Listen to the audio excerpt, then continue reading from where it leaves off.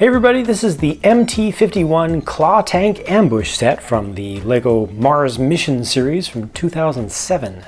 The ambush part of the title really comes down to just this one single small to medium-sized alien strike fighter, they called it. You know, the bad aliens. In this case, we humans were considered the good aliens of the Mars Mission series. This is a nice little ship. It also has the ability to change the angles of the winglets or wings, side pods, which brings it down into something that looks a little bit more mean to me personally. I think that's kind of cool. Or you could just see that as the landing mode, but see that as high speed mode, and then this is attack mode, something like that. That's pretty cool. I like transforming features and such. And this had two non-ratcheted hinges on either side, so there's enough friction there, but it's still pretty smooth, and the cockpit is angled down just a little bit to give it a little bit of personality there. You can open it up like this if you want to. You could just imagine that it would land like that and just kind of hover like that or something,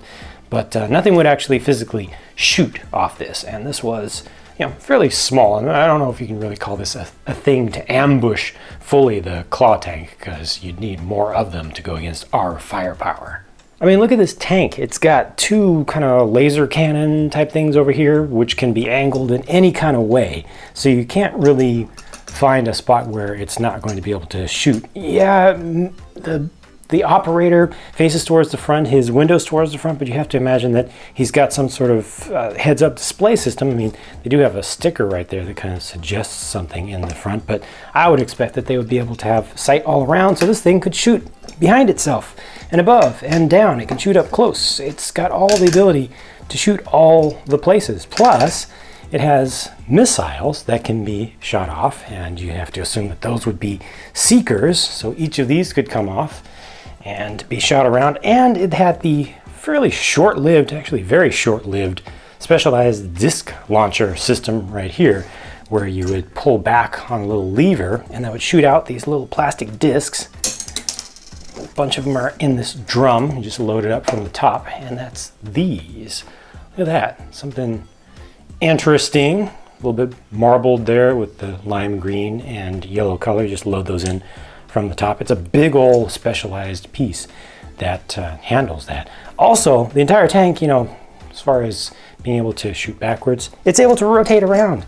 Has a full 360-degree turret right here, so no matter what you do, you're just not going to sneak up on this thing. That's pretty cool. This thing was pretty powerful in that sense.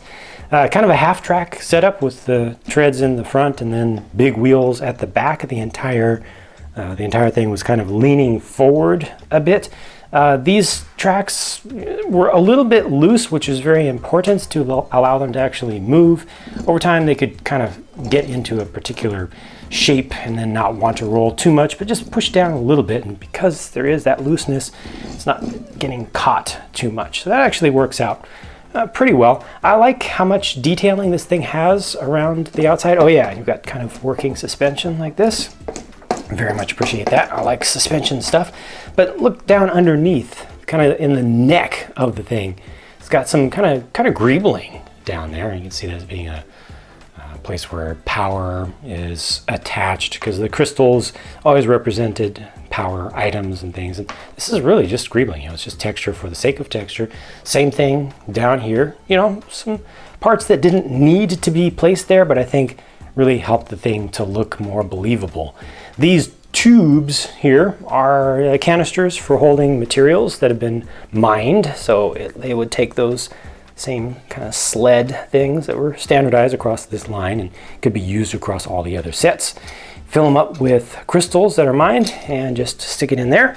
Or you could capture an alien, one of the worker aliens, the basic smaller ones, put him in the tube as well for experimentation. I really don't like that part of Mars Mission, the whole thing of capturing aliens and then taking them somewhere. Like, no, it's just not cool. I'm glad they don't do that anymore. This side is the big old grabber arm, so that would be used, you'd have to assume, to pick up things like this. And that just had, yeah, there we go. That works. Just had a couple of hinges, actual ratcheting hinges, one upside down, one right side up. Not the greatest range with this one. I mean, you kind of try to find a place where it, how do you get it lined up to actually get in? Kind of like that. There we go. There's a spot.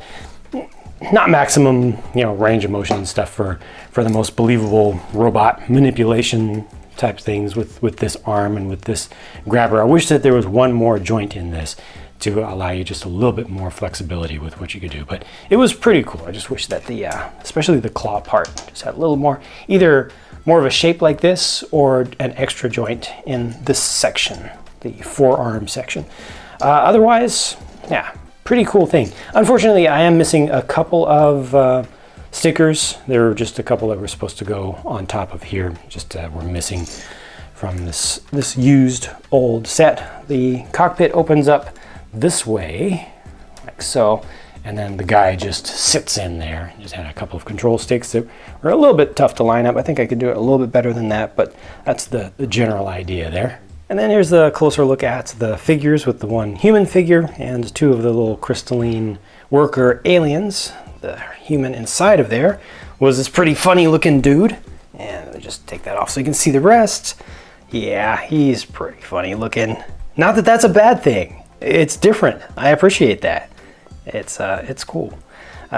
Pretty nice printing on these, but they were all the same. All the Mars mission suits were the same because, it was just supposed to be a uniform. And as I've mentioned before, these aliens had just a little dab of glow-in-the-dark material down in the center of them that made them supposedly glow in the dark, but it's really just that one spot that would glow if you really, really charged it up a lot, and then it wouldn't last very long.